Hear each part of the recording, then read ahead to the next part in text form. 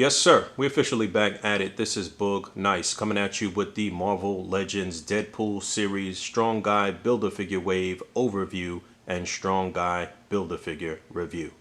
Let's do it. This ain't for no scalper. You a scalper? Then fuck out shit. This one's for them real collectors. That's army building and posing figures. Marvel Legends, imports, mini matey, I'm fucking with them. Hype beast, we know about you. Stay buying figs, don't know about it. 6 figures in the wave. You need 6 figures to complete the 7th. There are 8 figures in the case, which will get you 2 blue X-Men Deadpools if you get the entire case. Alright, here we go. We back with another Deadpool sort of themed wave under the guise of an X-Men themed wave. Just another way to pump out more wacky Deadpool figures and still give you the X characters that we really want and need to complete some teams. So I do think this is a solid wave overall. Again, only 6 figures in the wave, but the Strong Guy Build-A-Figure is probably one of the most sought after figures in this wave. So you need all 6 to get that, and that'll get you very close to completing your 90s X Factor team. So let's talk the blue suited X-Men Deadpool first. This is technically our third X-Men themed Deadpool. We got one way back in the day during Return of Marvel Legends that was in a 2-pack with Warpath, which is ironic since Warpath is in this wave, but the one that we got back in the day is surely outdated as far as the buck. This one is an updated, much better version. We also got a X-Men sort of themed Deadpool in the Sauron Build-A-Figure wave. So again, this is not something that we really needed, but it is pretty cool to have him on an updated buck with the butterfly joints. It looks like the guns that he's packed in with are, well, the larger gun is the same one that we received with Forge, if I'm not mistaken. And the smaller gun looks like it's the same gun that'll be packed in with the movie Deadpool that we're going to get later at the end of the year. So a lot of people complaining about that because it doesn't really look like a real gun. So yeah, I'm not really happy with the color of these, but again, it's a good buck. You get both guns, you get 2 swords. Would have been nice to get maybe a half mask head sculpt to swap onto here, but obviously you can swap on some of the older fully unmasked heads that we got with some of the other Deadpools. So pretty solid offering for X-Men themed Deadpool. And like with some of the other Deadpool themed waves of the past, we do have 2 Deadpools in this wave. So the second of which is pirate themed Deadpool, which is absolutely ridiculous, but so is the character. And actually the figure is not that bad. It's on one of the older bucks for Marvel Legends, but you do get the sort of old handgun, you get a sword, you have his little cloak, which is removable, and he has a little hat. The hat is fixed to this particular head, and he does have upper or lower torso articulation. The articulation is still pretty good considering that he's got this whole skirt thing going on. I could see a lot of cool funny pictures coming out with this guy. In fact, I've seen some already, so I guess as far as that goes, some comedic style pictures would be cool with this guy. Not really something that you really need to have, but if you want to complete the Build-A-Figure, you definitely have to pick this figure up. It should also be noted that when I see this figure and see some of the accessories packed in with him, I'm thinking that we're going to get a Corsair from the Space Pirates crew known as the Starjammers. So I do feel like we have the parts already available for Chad. We heard Dwight talk about some of the more feral female characters, Hasbro, Wolfsbane, Feral, Thorn. So I do think we're going to see the Starjammers at some point. Maybe a box set, or maybe they'll be part of an X-Men themed wave. Then there'll be some single carded versions. But again, when I see this Deadpool, I just see that they're going to do Corsair at some point. And I thought it was pretty interesting that they included the Shikla character in this wave. Before she was revealed as one of the final characters for this wave, I had no clue who she was or anything about her character or her origin. It seems she is the queen of the undead. So you know Deadpool has some sort of unhealthy obsession with the undead and death and killing and murder and crazy that. So he at some point, you know, he had an infatuation with Death, Thanos's mistress, and apparently these two got married at some point, but they are now divorced, and she is married to Dracula in the comics, if I'm not mistaken. So interesting character choice for sure. She was packed in with this walking shark little thing. I have no clue if that is something directly from the comic books or not. You guys let me know in the comments below. She is on a buck that we've seen plenty of time from Marvel Legends, a more slender female buck. But I do think it kind of represents her stature from the comics, so I'm not too mad about this one. Obviously, you guys know that I want to see more articulation on the female figures and some different body types for them as well. But I do think she looks good. The mechanics seem to be working fine, and it's in tune and in themed with this particular wave. I wonder at some point if they're going to do Dracula, maybe give us a new Blade and give us some more characters from that kind of monsters world. Maybe they'll mess around and do the Franken Castle, even though I hated that storyline and that character, but just some things that would be kind of in tune with Man-Thing and some of those underworld characters. We'll see where they go with this. And in talking about Warpath, this is technically our third Warpath from Hasbro. So again, he was packed in with Deadpool. In those 2 packs, there were 2 versions of Warpath. There was one with his black and silver X-Force costume, and then there was a classic version, both on the same buck, a totally outdated buck at this point now.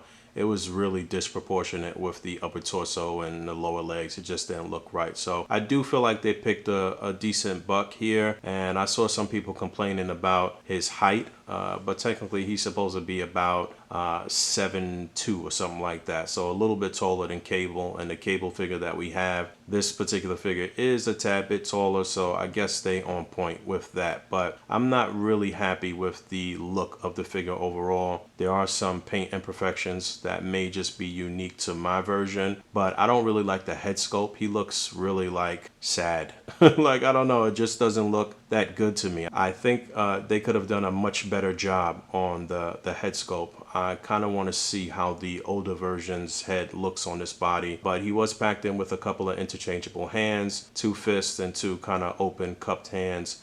I saw people complaining that he wasn't packed in with the blades, which is not something he really used during this time with X-Force. That didn't come until later with his affiliation with Wolverine's X-Force team, the more modern look. So as it stands now, I think it's fine with what you got. I don't really like the shoulder pads. I think they could have done that different, even though I like that they are removable. But I don't know, I just don't think this was their best attempt. Definitely better than the older one, but I'd like to see them tackle a different head sculpt for this guy. We are going to get his brother Thunderbird at some point at the end of the year, and a 2-pack with Storm, so that should be pretty cool. And having this figure actually gets us very close to completing our 90s X-Force team. We just basically need Domino in her right costume, and we need Feral, which I talked about earlier. Just for the fact that we're closer to completing that team, I'm cool with it, but I do think that this was kind of disappointing overall, though. I was really surprised to see Maverick as part of this wave, or Maverick as part of an X-Men wave at all, a Marvel Legends wave at all. This is surely a blast from the past, from the 90s. I never really paid much attention to the character back in the days, although I did see him appear in a lot of books, and you know, obviously I read some stories with him in it. So it's cool to have him. This is our very first Maverick in the Marvel Legends line. I do think that they picked a good buck. I do like the look of the figure overall. He could have definitely used some more paint applications though, some shading, some different things to really bring out the sculpt. This would be a much better figure if those silver parts were sort of metallic looking and the belts and buckles and things were a little more detailed. I could see a customizer taking to this figure and really making it look like a $30 or $40 or $50 figure or something like that. So Maverick is sort of like a mercenary archetype with the strength and hand-to-hand combat abilities, and he had some abilities to absorb kinetic energy and redistribute it. So obviously he's one of those guys that you see with a lot of guns, and you know, just one of those types from the 90s basically. Haven't really seen him much in the modern times. I think that he was depowered during Decimation, but then a lot of mutants got their powers back, so I don't know where he is right at the moment. Maybe he'll be resurfacing in the comics soon since he's part of this wave, but I do think overall it's a solid figure. I did see a little bit of warping with one of the guns that were packed in with him, but he does have two. I guess it would have been nice to maybe get like another head sculpt with him or some different hands, but I guess somewhere in the hundreds of figures that you have from Marvel Legends, you may be able to find some sort of gold hands that you can swap out with the two trigger fingered hands he has here. But I do think it's a solid offering, and being that it was a character that we never received in figure form, then you know I'm all for that. Roberto de Costa, aka Sunspot. Interesting costume choice for Sunspot here. This is our very first Sunspot in the Marvel Legends line. This was his costume sort of pre-X-Force, I think. The X-Force team that we're trying to complete. So I guess they were the New Mutants at that time. So technically he is kind of associated with X-Force. It would just be different deco choices for pretty much everybody to match up with this particular costume for him. So again, it was an interesting choice for this costume. I think most people want him in his New Mutants outfit, one of the more modern looks or something like that. But I'm okay with this. I think it's a pretty decent character. Nothing really to write home about as far as the buck is concerned, but I do think it works well for him. And you see he's got these two little energy effects that we receive with like every damn character for the past 4 or 5 years. They did add the little effects to the back of his neck or right behind his head there.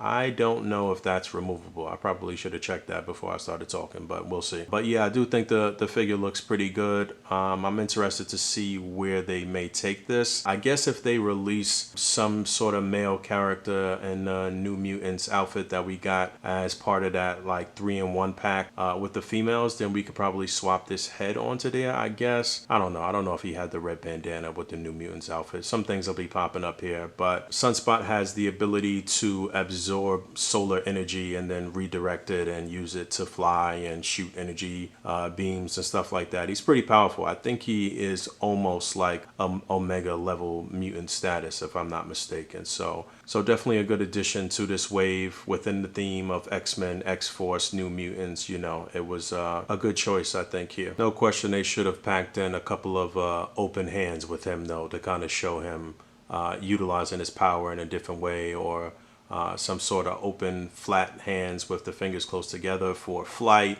You know, they could have done a few different things, but again, I'm sure you have a multitude of different hands and some bins somewhere around there where you could customize some different hands or do some give them some more variation. So now that I've had time to sit with the wave and kind of assess each character, you know, I recorded this over quite a few days, and in my opinion, this is just an okay wave. I mean, it's decent for a 6-figure assortment to get the free figure, which is the builder figure, basically. You didn't need 7 or 8, so that was decent, and it's a character that we've been trying to get for a long time. It's an essential character to complete an X team, so, you know, there are definitely some pros to getting all the figures in this wave and completing this builder figure. But now that I'm really looking back on it, I think they kind of dropped the ball on Warpath. I don't really like the head sculpt. I do think he's a little on the short side. He should have been a bit taller. Maybe they should have put him on a larger buck. As you saw, he was just about the same height as Cable, and in pretty much every illustration from back in the day, he was the largest member on the team. He is the muscle of the team, you know? I think the best figure in this wave is Maverick. He's going to be the sleeper hit in this wave, I think. It's funny because my boy Dr. Weapon X hit me up on Instagram the other day as I was actually finishing up some of the segments for this, and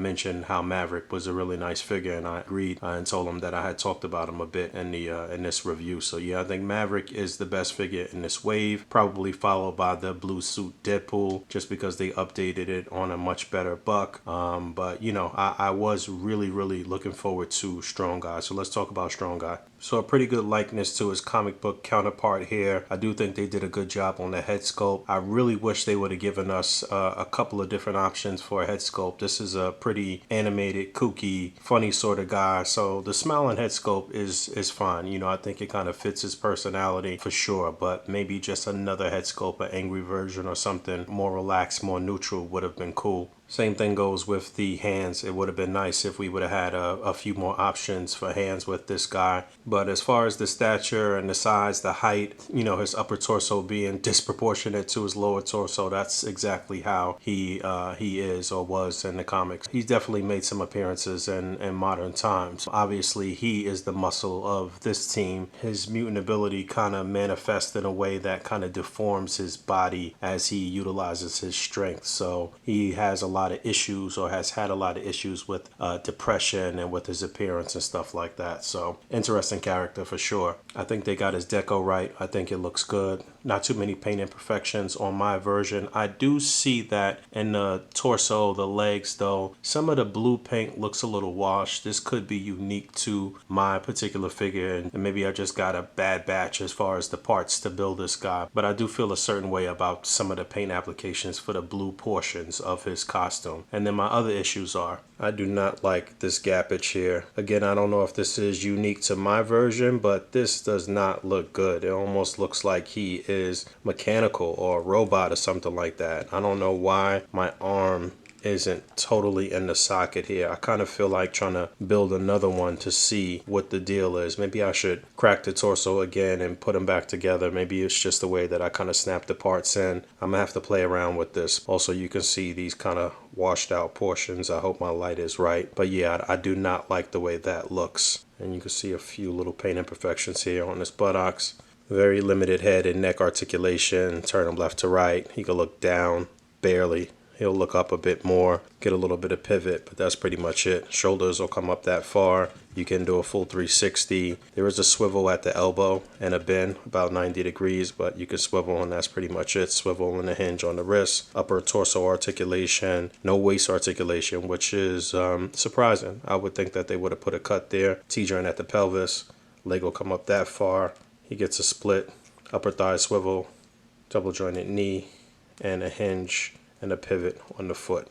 And there's a terrible team shot, but there's where we are so far, just missing Wolfsbane and her proper outfit to complete this squad. And they look good together, but there were QC issues with each and every one of these figures. So Quicksilver's head was too big. He had some paint imperfections on the lightning bolt on his chest and on the wrist. Polaris had quite a few paint imperfections, although she had a really nice head sculpt. Some issues with the lower feet, ankle area. Havoc, they forgot to put the cuffs on his gloves, so there's some gappage between the wrist and the forearm. With the straps on his thighs and on his shins, you know, those you either got to glue them in place or deal with them falling off. And Multiple Man, we know the issue with that buck and the left leg with the upper thigh swivel that is not really attached as firmly as it could be, and you know, it looks a little warped and looks a little weird. And then I went over everything that was wrong with my particular version of Strong Guy. Let me know in the comments below if you guys have some of the same issues.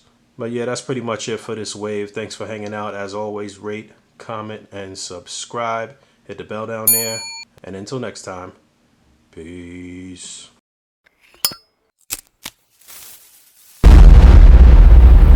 That's crispy.